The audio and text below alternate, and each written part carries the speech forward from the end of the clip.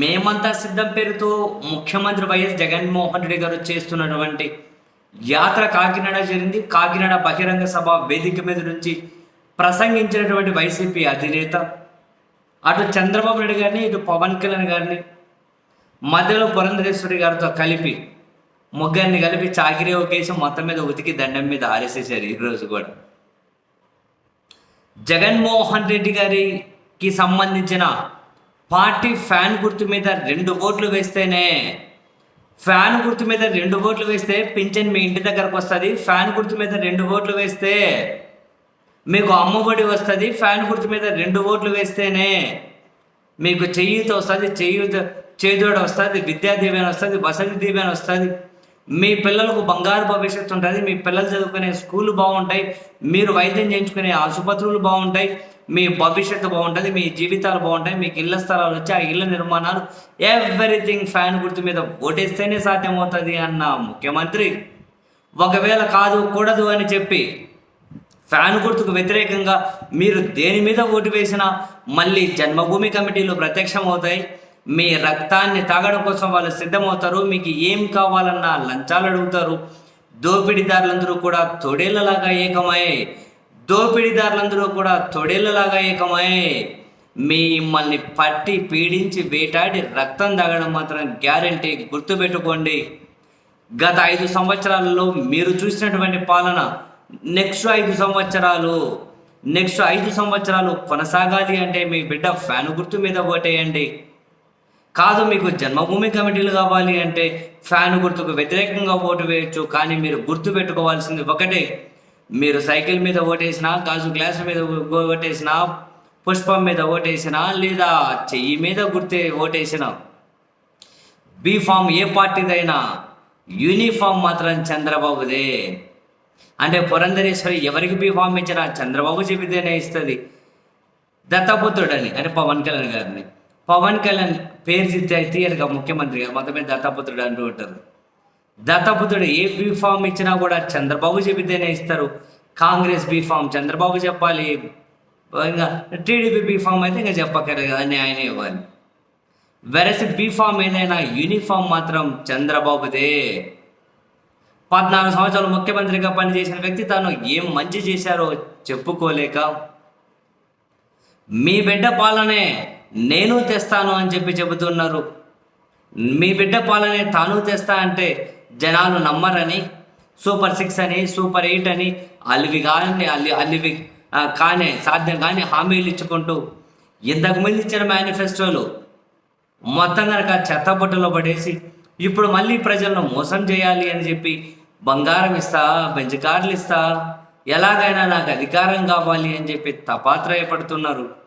ఎటు ఇచ్చేది లేదు, పెట్టేది లేదు కదా, ఏది ఇస్తే ఏముందిలే అని చెప్పి ఆయన ఆలోచన అని చెబుతూ ముఖ్యమంత్రి గారు చంద్రబాబు నాయుడు గారి గురించి అండ్ దత్తాపుత్రుడి గురించి కూడా ఏకి పడేస్తూ, ఇంతకుముందు నేను మన సామెతలాగా ఒక మాట విన్నాం, పిఠాపురానికి పెళ్లికి వెళ్తూ సంఖలో పెళ్లిని బట్టి పెట్టుకొని పోయారని. చంద్రబాబు ఆ సంఖలో పెళ్లి ఎవరో దత్తపుత్రుడు అంటే పవన్ కళ్యాణ్. చంద్రబాబు సంఖలో ఉన్న పవన్ కళ్యాణ్ అనే పిల్లి పిఠాపురంలో వదిలారు. ఇప్పుడు దత్తపుత్రుడి పరిస్థితి ఏంటంటే చంద్రబాబు సిట్ అంటే సిట్, స్టాండ్ అంటే స్టాండ్, సిట్ అంటే సిట్, స్టాండ్ అంటే స్టాండ్. భీమవరంలో సిట్ అంటే భీమవరంలో సిట్, అక్కడ స్టాండ్ పిఠాపురంలో సిట్ అంటే ఇక్కడ సిట్. ఆయన ఏం చెబితే ఈయన అదే చేస్తాడు. సీట్లు 80 ఇచ్చాడా, 40 ఇచ్చాడా, 20 ఇచ్చాడని కాదు, చంద్రబాబుకు సేవ చేయడమే మహాభాగ్యం అని చెప్పుకునే ఈ దత్తపుత్రుడు ఈయనకు ప్రజల మీద ప్రేమ లేదు, ప్రాంతం మీద ప్రేమ లేదు, ఎవరి మీద ప్రేమ ఉండదు. ఎలాగైతే పెళ్ళాల మీద ప్రేమ ఉండదు, పెళ్ళాల మీద ప్రేమ లేక ఏ విధంగా అయితే మొగ్గారిని నల్లగారిని మార్చుకుంటూ వెళ్తున్నారు, నియోజకవర్గాలు కూడా మార్చుకుంటూ వెళ్తున్నారు. పిల్లలు 4 అయ్యారు, నియోజకవర్గాలు కూడా 4 అయ్యాయి. నియోజకవర్గాలంటే మరి పాలకొల్లును కూడా కలిపేశారు సీఎం గారు. పాలకొల్లు, భీమవరం, గాజువాక అయిపోయి ఇప్పుడు నియోజకవర్గం 4వది పిఠాపురం అయింది తన భార్యలాగే. సో దేని మీద ఆయనకు ప్రేమ ఉండదు అని చెప్పి సరే పాలకొల్లు అంటే చిరంజీవి గారు పోటీ చేసింది అప్పుడు 2009లో. బట్ ఆ బాధ్యతలన్నీ పవన్ కళ్యాణ్ చూసుకున్నాడు అప్పుడు. అందుకని చెప్పి తానే బాధ్యుడు కాబట్టి పాలకొల్లును కూడా పవన్ కళ్యాణ్ అకౌంట్లో అయితే కలిపేసి ఉన్నారు. నియోజకవర్గాల మీద ప్రేమ ఉండదట, పిల్లల మీద కూడా ప్రేమ ఉండదట, ప్రాంతాల మీద కూడా ప్రేమ ఉండదట. చివరికి జ్వరం వచ్చినా కూడా పిఠాపురంలో ప్రత్యేక ఫ్లైట్ వేసుకొని హైదరాబాద్కి వెళ్ళి జ్వరం వచ్చినా కూడా చూపించుకుంటాడు ఈ దత్తపుత్రుడు అని చెప్పి మొత్తం మీద అయితే తనను కూడా ఏకి పడేశారు. ఒక రేంజ్లో కాకినాడలో సభ పెట్టి ఆ పరిధిలో వచ్చే పార్లమెంట్ పరిధిలో పిఠాపురం కూడా ఉంటుంది కాబట్టి ఇసిరేసినట్లు పక్కనే. సో పవన్ కళ్యాణ్ని ఒక రేంజ్లో కుమ్మి పడేశారు.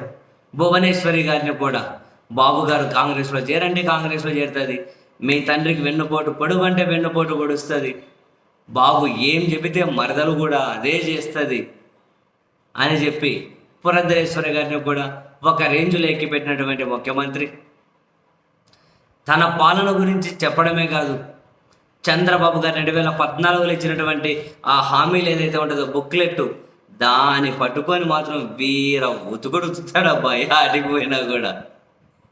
మరి టీడీపీ నేతృత్వంలోని అలయన్స్ ఎప్పుడో ఉమ్మడి కూటమి మేనిఫెస్టో ప్రకటిస్తామన్నారు, వాళ్ళేమో ప్రకటించడం లేదు.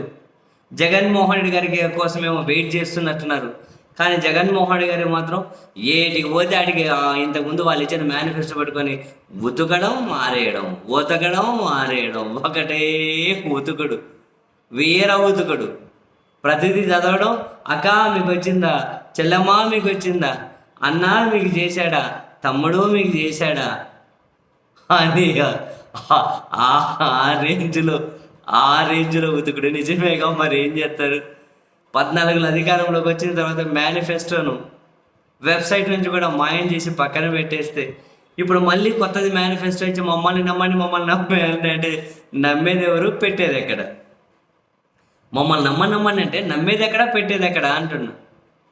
ఎవరు నమ్మాలి, ఎక్కడ నమ్మాలి? మేస్టర్ ఏ మాట కానీ.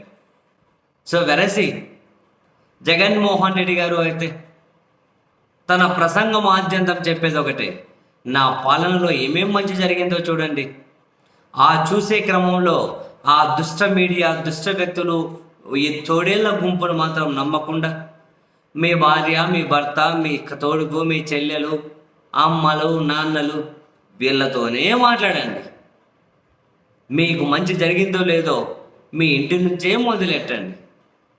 ఫ్యాన్ గుర్తుకు ఓటేయండి, మీ భవిష్యత్తును భద్రంగా ఉంచుకోండి అని జగన్మోహన్ రెడ్డి గారు అయితే కాకినాడ వేదిక మీద నుండి ప్రజలకు పిలిపించారు.